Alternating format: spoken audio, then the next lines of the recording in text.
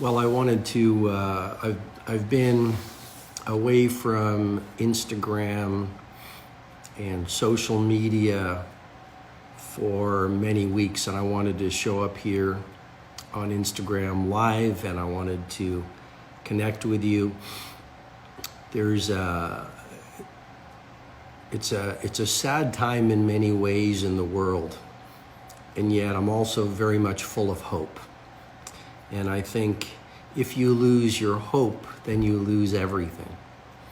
And I just wanted to show up here on Instagram Live. I thank you for being here with me. And I wanted to just offer some of my insights.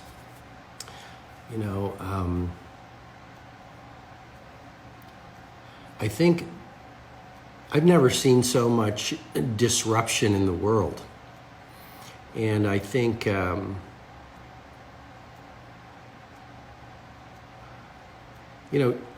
heroes are born not in times of ease. Heroes are made in times of discomfort. And for 24 years of my life, I've been speaking about shifting from victimhood to heroism. For nearly a quarter of a century of my life, I've been encouraging people to treat each other's with equality and respect and honor. For 24 to 25 years of my life, I've been writing books and giving presentations about doing your inner work so you shift insecurity and hatred into love and decency and honor. And so what I wanted to do is I wanted to offer you some hope and perhaps some philosophies and hopefully some ideas that will help you navigate all the volatility and use this season of winter and this time of darkness to be a light. Christopher Morley said, you can curse the darkness or you can light the candle. Mother Teresa said, if everyone would only sweep their own doorstep, the whole world would be clean. And I think right now, you can be paralyzed, or you can realize there has never been a better time for you to look in the mirror and to ask yourself, what can you do to build a stronger mindset, to purify your heart set, to elevate and optimize your health set, and to escalate your soul set, the 4 interior empires that I introduced in the 5 a.m. Club.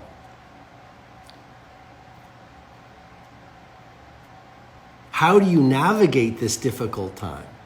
How do you stand steadfast? How do you push great creativity in the world with so much turbulence? How do you save your business or grow your business? How do you deal with what's going on in the world? You shift from egoism and asking, what can I get? And you ask yourself, how can I rise into my own unique form of heroism?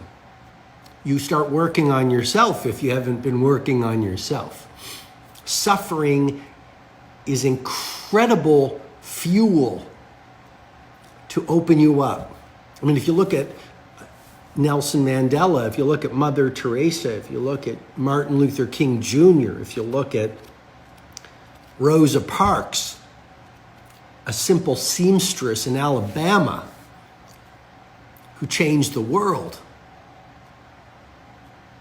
These people were thrust in greatness not by their genetics. These people were thrust into greatness by turning tragedy into triumph. These people weren't born into their glory and their strength. These people used turbulence and difficulty to find their victory. So the first thing I want to offer to you is this is a great time to strengthen yourself. It's a great time to ask yourself, what do you want to represent in the world? It's a great time to learn to meditate. It's a great time to join the 5 a.m. Club so you have an hour every day to work on your mindset, heart set, health set, and soul set, and then go out into the world and be a force of good, a force of strength, a force of leadership, a force of integrity, a force of creativity. By the way, a lot of you have been asking about my new book that I'm working, and this is what it looks like right now. I think I'm on my 6th writing of it. I'm in a writing cottage. This is yesterday's output. And, I have to say the book has been a struggle. Look at what's going on in the world. It hurts my heart to see what's going on the planet. And if you're an artist, and if you're sensitive, and if you feel, if you don't feel about what's happening on the planet right now, you're more likely a cyber zombie than a human being. And so that's affected my inspiration, and it's affected my work. But I know I must do my part to stay steadfast and to stay focused and to do my best to work my craft so I can get the message of the new book out there to as many people as possible. And you must do your part through your work, whether you're a taxi driver, whether you are a frontline healthcare worker, whether you are a firefighter, whether you are a coder, whether you are an entertainer, whether you are a YouTuber, whether you are a poet, whether you are an astronaut. This world will be less of a place if you do not bring your magic into it. Second thing I'd like to offer to you with great love and respect is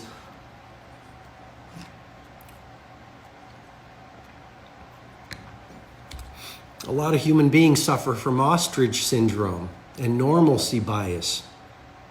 And we wish things were the way they were before March of 2020.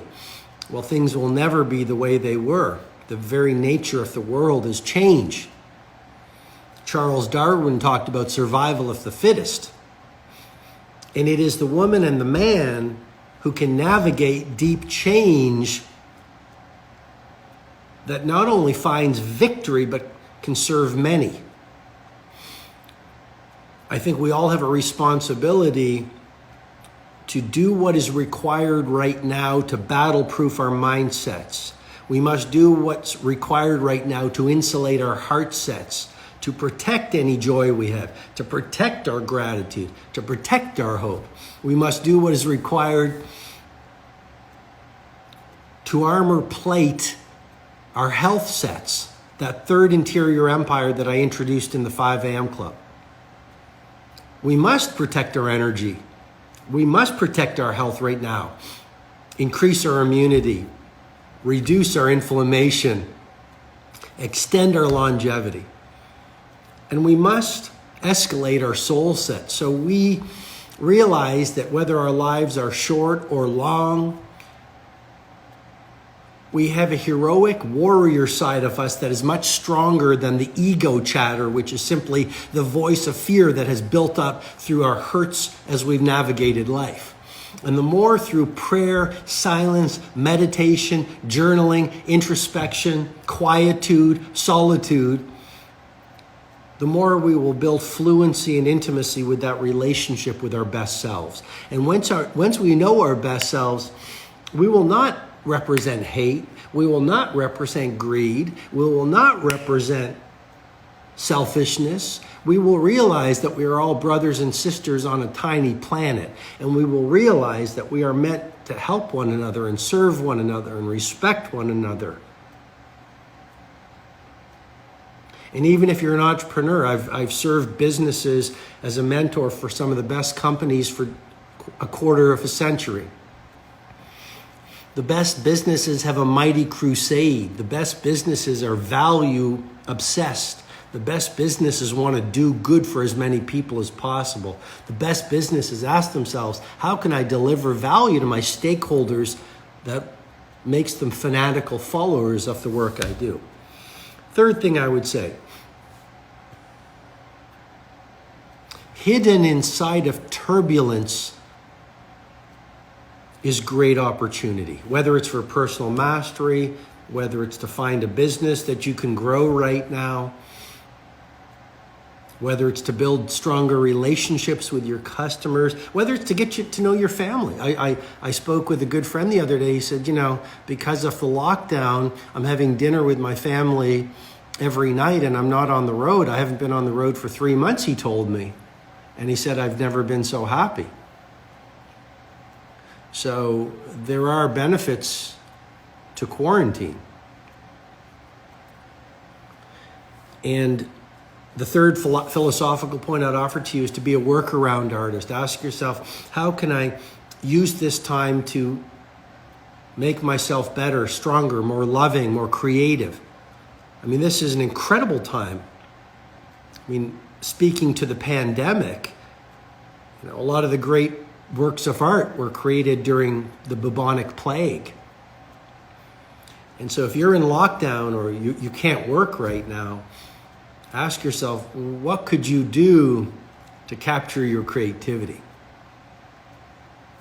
And the final thing I'd say to you is this is an extraordinary time to reset your priorities. This is an extraordinary time to become more intimate with the values you want to represent. It's an extraordinary time to shift. We're no longer busy being busy. It's an extraordinary time to shift from complexity. Even in your business, so many people are retooling their business so it's a simpler business, a more effective business, a faster business. I would encourage you to retool your life so it's a simpler life. Having mentored many of the billionaires in the world, a lot of them are it's almost like they have a series of golden prison bars. And I will tell you, having worked with many of the super successful people, what I call FFA, fame, fortune, and applause, will not bring you more JPF, joy, peace, and freedom. I think the real goal of a human life is joy, peace, and then service to as many people as possible. And you don't need a lot to do that. Very little is required to live a very rich life. And I think we're all waking up to that. A lot of people have suits and watches and handbags and cars that are sitting in a closet right now because they just can't use that. So I hope this has been helpful. For those of you who are finding solace and inspiration and helpfulness in the 5 a.m. Club, I appreciate the incredible worldwide support of the book. For those of you asking about my new book, this is what it looks like right now. It's been a struggle working on it. I'm working very hard on it. Some days I'm very inspired, and some days my heart hurts for everything I'm seeing that's going on in the world. But I'm doing my best to write this new book as a manifesto and as a manual that will really serve you during this turbulent time in the world.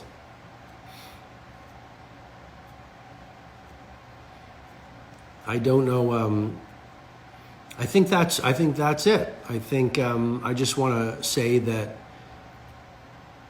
better days are coming, but we must do our part to be greater human beings, stronger human beings, wiser human beings, more creative human beings, more generous human beings, and more loving human beings. So I want to thank you for your time, and I want to thank you for being so incredibly kind to me and supporting and encouraging all of my work.